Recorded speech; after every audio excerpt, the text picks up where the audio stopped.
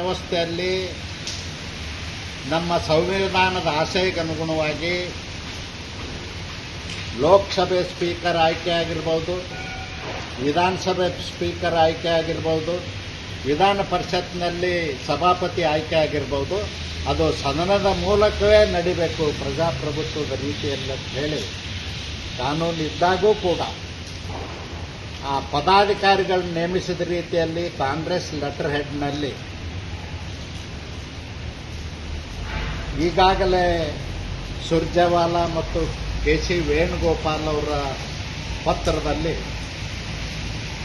ಸಭಾಪತಿ ಬಸವರಾಜ ಹೊರಟ್ಟಿ ಅವ್ರನ್ನ ವಜಾ ಮಾಡಿದ್ದೀವಿ, ಅವರ ಸ್ಥಾನದಲ್ಲಿ G.S. ಪಾಟೀಲ್ರನ್ನ MLA ಅವ್ರನ್ನ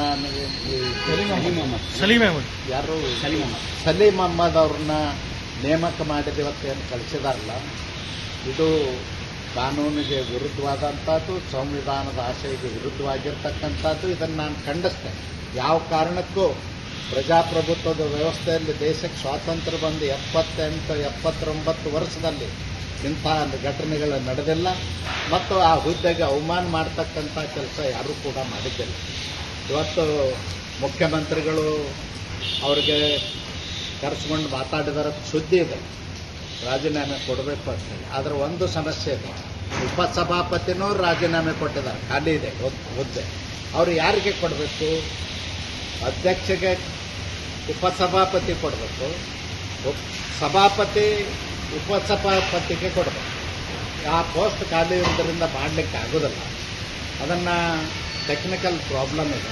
13-14 ಏನವ್ರದ್ದು ಅಸೆಂಬ್ಲಿ ಸೆಷನ್ ಶುರು ಆಗ್ತದೆ. ಶುರು ಆದ ಮೇಲೆ ಸದನದಲ್ಲಿ ಉಪಸಭಾಪತಿ ನೇಮಕ ಮಾಡಿ ಆದೇಶ ಮಾಡಿದ ಮೇಲೆ, ನೋಟಿಫಿಕೇಶನ್ ಮಾಡಿದ ಮೇಲೆ ಸಭಾಪತಿಯವರು ಮತ್ತು ಹೊರಟ್ಟಿಯವರು ಇವರಿಗೆ ರಾಜೀನಾಮೆ ಕೊಡಬೇಕಾಗ್ತದೆ. ಯಾರಿಗೆ?